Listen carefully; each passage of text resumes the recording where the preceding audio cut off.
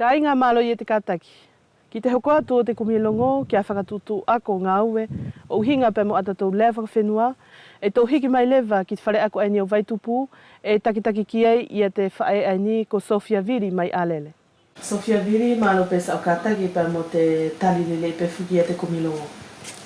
Malo pesa o ngari si kātaki, si i lava mai pe mo si i te ulaki o te ngā ue. Sofia Viri, ko koe whiki ani e takitaki te whare ako o Vaitupu, e awhia ilue mai pē mai a koe, pe e kotea i te uwhakatutu ako, e nofo ai nei i e te kuto whare ako, pe e amanaki ki whakahoko i te tau aini. Ia, mana kasola. I te tau ani e matau nofo nei e te whare ako ani o Vaitupu, mo te whakatutu ngā ue. Tuhape mo te lea whakauvea, ne e matau whainga e ke whai he ako whakatatau o te ako whakawhalani mo te ako whakauvea.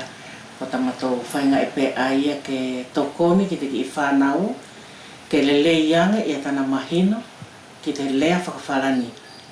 E mahino ki au Sofia e fuki ia he kutunga e kua whakatutu pēia ke ngau e ki te u lea whakawhenua.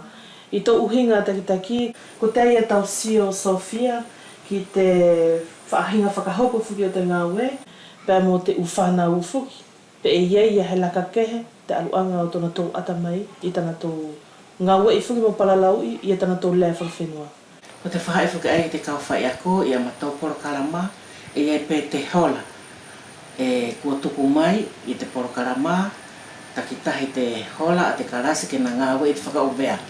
Pe e taku sio ke ana tō na tō whakaaunga i whakarele i a te hola aia, e na i te u whaahinga ako kehe. Pe ko te whakawharani, pe ko te numelo, pe ko te historia, pe ko te seokarafia, mo te hola lewa ai tuku la ki te whakauvea na tō ako ia i a te onga furi o te lea whakauvea. E whara Sofia ke tuku mai e he u whakatātā, pe ku whaiwhaitaki anga o te u ngau e ki te u whanai. E hange la ko te atu ko te whaiwhaitaki anga o te poropereme. Hene ko te whainga taa ia e taru mai fualoa, mo te nofo ai i e te uti whanau tātou uvea, whainga taa te mahino ki te poropereme. E matou sio i pē te uwhahinga whai o te poropereme. Whakawharani, ka matou whakaririu lewa, whakauvea. Pea e matou ngā aue i te matou ki whakatutu o ngā aue ai ni o te tau ani, mo te akademia tana uhinga, e matou whakaririu whakauvea i e te uporopereme la aia, pea matou awe lewa ke ana tau ke na tau whakatono mai. O whai atu pe Sofia tōlele pe i e te...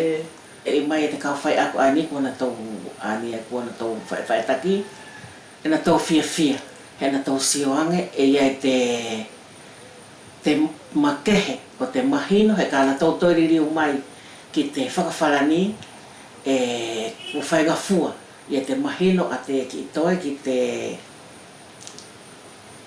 whahai whakaea o te poropereme e te whakawharani le vaia, ko te ki historia. Nei na tau whao agi te ki i kau ngā wela ani na mai no mea. Nei na tau whao te ki historia, pēr na tau hanga whakatuutu hanga he ki i tohi, pēr nei na tau whai lewa ko te ki i tohi, whakauvea, e whakawhalani, ka na tau toe, hiri whaki atu lewa ki ai, mo tona whakauvea. I te mahina ka hoko mai Sofia e mahino ki a koe, ko whakatuutu fuki e te aho e whakamanatua i te u koloa whakawhenua, e kua whewhei e te aruanga o te teuteu o te whare ako aini o Vaitupu. Ko te tau lewa anina e more, ne kore mai taku kau whai ako e more na tau amuseange na tau kau ai. I tana tau sioanga pe kopi te temi e lahi e na tau ki whaka tuutu ngā au e whuki kua tuku mai e nā tau ai mai e matau whakalongu ki ai. Ka e i te alupe ani o te whakatuutu ngā ani ki te lea, e ia e tamatou e ki i ngā aue, ne e matau whakatuutu whakatahi, i he tamatou ki i ngā aue ne e matau whai ma te whawhine a tokanga kia mātou i te whakauvea ko Liza, whakatahi ma te whareako ani Fatima. E ia le walai hange pere vai ko te kongala ani ka whakahoko i te mahina ani ka tu mai, ka ko ho mātou pere vai ani o vai tupu pe mo Fatima o ki whai ai te seperi. E matohe ngoa lewa ko te whaivalea. Ko te uhi e whao e te uki i whanau, te u vaenga ai toru, te uki i kupulau, te u mee, kena tau whakamao whakaata mai, pia whai o hange he i tona ki ka e matau kore ke o mai nai ni ihi o sivi. O whea peki te uki i teu ai na tau teu i mo na tau teu i te aho aia. I te temi ai ni Sofia ke takitaki ai te whare ako ai ni o Vaitupu, ko tai a hau whaahinga sio ki te kua whakaaunga i fuki o te lea whakawhenua i te uwhare ako.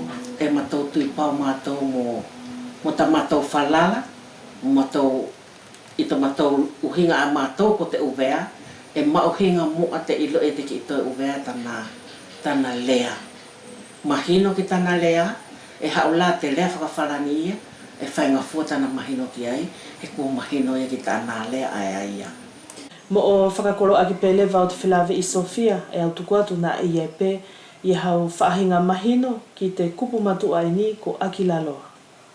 Ki te kupu ai ni, ko tako whoki hoki longo ki te kupu ai ni ko Aki Laloa. Pa au whekumi pe, pa ki tako mahino, e to'o ki he tahi e hange la he wheho kosi whaingao i. Pa ko ia la ai ne e tō, e whera rewa ke ui, ko Aki Laloa ia te tangata aia. Ko te uhi ne e tō ia ne more kani e fuki, ne more malo. Ko taku mahino la ki te ki kupu aia.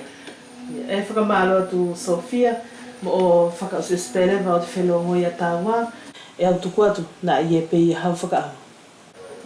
Ko taku whakaamu pe, ke mauhinga pe mo whakamalo toro to iange, ia te whahai ani he tau palalau i a te lea, he mauhinga ki te whenua he kāpuri te lea, ko te whenua pe more, ko te koloa mauhinga ai au te whenua ko tana lea.